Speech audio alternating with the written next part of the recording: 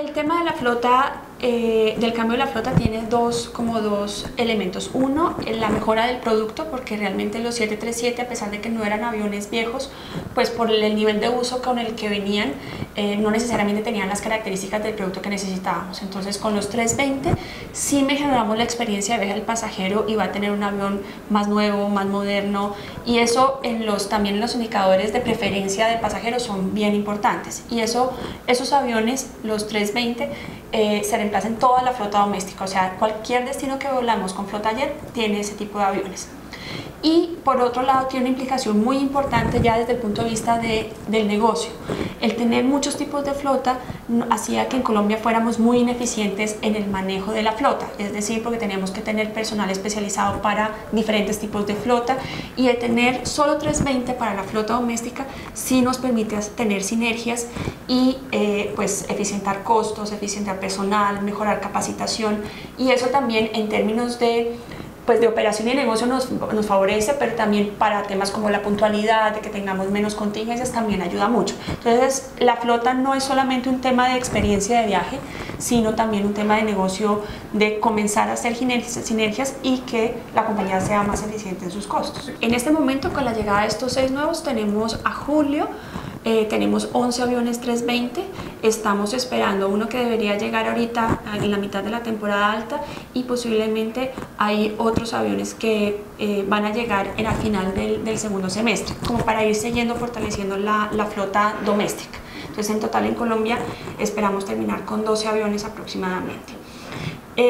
La flota 767 pues la seguimos dedicando exclusivamente para nuestros vuelos internacionales, sobre todo los de largo alcance. Por ejemplo, una Aruba sí se opera con 320 por la distancia, pero Miami, Guarulhos, Santiago, inclusive Lima, durante estos últimos 2 meses lo estamos operando con 767. No va a ser permanente, pero sí eso hace que también la experiencia de viaje sea mucho mejor, y son aviones que su capacidad es mucho más amplia. El tema de servicio es otra oferta a la que estamos dando. Por ahora en 767 seguimos con la misma flota que tenemos, que son 3 aviones en este momento, pero en la medida que haya más destinos internacionales, pues seguramente lo que se incorpora, y las distancias sean extensas, se incorpora más flota 767 que 320.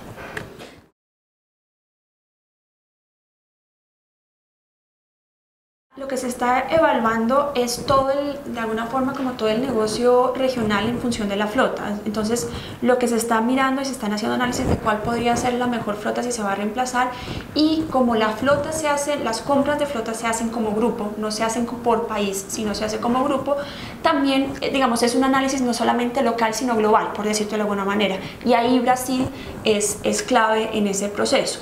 Entonces se está mirando alternativas, porque una de las dificultades que hay es que los ATR en unas ciudades sí tienen la capacidad de entrar, en otras ciudades no. Entonces es un análisis grueso de realmente cuál es el avión más apropiado, cuál sería la mejor alternativa para Colombia, y como te digo, un análisis global de como grupo cuáles serían las alternativas de ese tipo de flota. Pero pues hay una realidad que pues tú mismo lo mencionas. Colombia es el único país en este momento de no solamente de LAN, sino el Grupo LATAM, que tiene flota turbohélice, y por eso es el análisis como más concienzudo de para dónde vamos, y eso es lo que se está haciendo este año. O sea, no hay una decisión final de si se reemplazan o no se reemplazan, sino se está explorando para ver cuál es la mejor flota, y también en términos de costos, pues realmente cuál es la que puede ser más eficiente, para que en el tema tarifario también te tenga como un efecto. Los que se están mirando más de fondo son los ATRs. Se está mirando la opción, digamos, está viendo más como línea de alguna forma, también viendo que la competencia es el avión que ha preferido, es lo que se está hablando en este momento.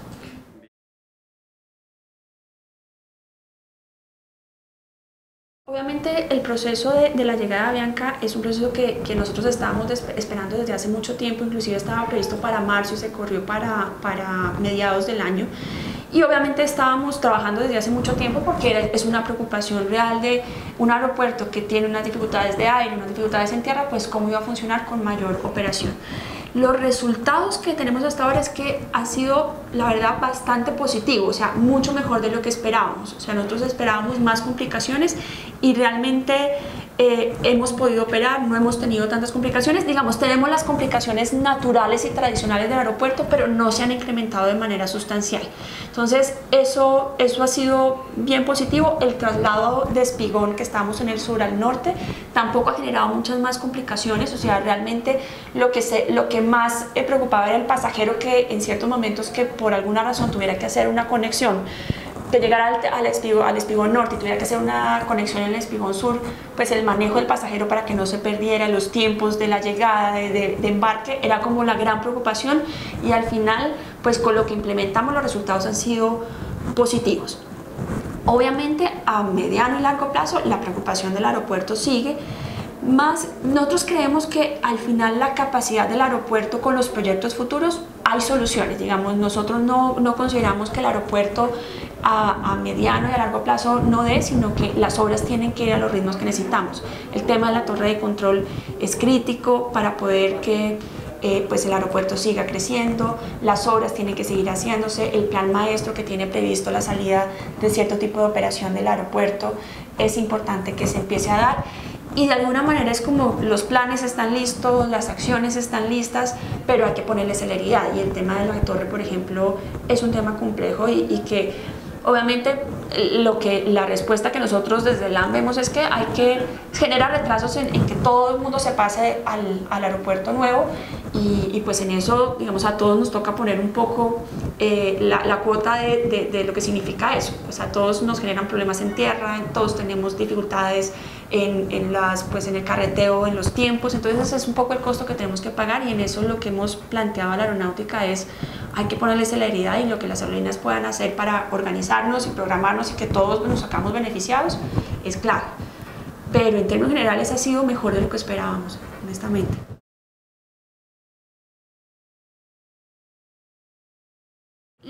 Yo lo que creo, digamos, los aeropuertos están muy enfocados al tema de infraestructura, de tener mejores salas, un poquito más de capacidad, y en esos aeropuertos yo creo que ha sido una respuesta positiva, y en general lo que más te frena, también lo que te genera complicaciones afuera o te frena afuera, es la capacidad de Bogotá, porque como todo conecta con Bogotá, entonces Bogotá no solamente tiene como el punto crítico de la ciudad, sino cómo afecta al resto del país. Eso es un punto importante.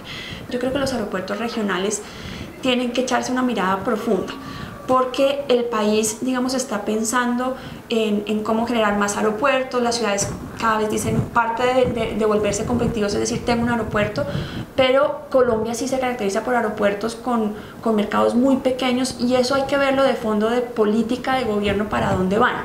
Porque hay aeropuertos que, por ejemplo, solamente te reciben aeronaves turbohélice, y al final, por más de que hagan esfuerzo las compañías y hay aerolíneas que se han especializado en ese negocio regional, pues un avión jet es mucho más eficiente en términos de costos que un avión pequeño.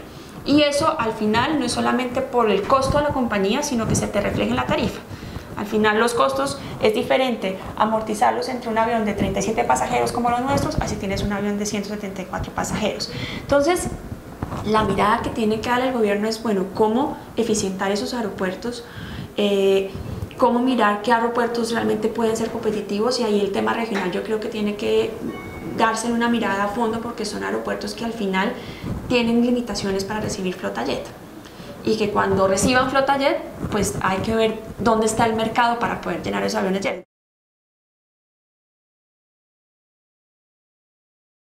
En oferta internacional, lo que nosotros estamos buscando como LAN es que todavía obviamente no tenemos una red tan amplia como nuestro competidor, y eso es un proceso, pues digamos, de mediano a largo plazo, pero lo que estamos buscando es que el negocio internacional de alguna forma comience a alimentar el doméstico. O sea, al final nuestro gran reto es cómo el negocio internacional apalanca el doméstico. O sea, y por eso lo que se ha hecho, más que abrir nuevas rutas, que es un proceso más largo, complejo, que tienes que tener disponibilidad de flota, es con lo que ya existe, cómo comenzamos a generar más tráfico hacia Colombia. Entonces, lo que estamos haciendo primero, Lima, aumentando la nueva frecuencia en la medida que Lima es un hub importante también dentro de Sudamérica, que distribuye hacia otros sitios, por ejemplo, como Argentina, que por temas ya mucho más de acuerdos entre países, pues hay unas limitaciones para llegar, para que LAN llegue directamente desde Colombia hasta Argentina, tiene que hacerlo a través de escala, porque hay unas limitaciones que el gobierno argentino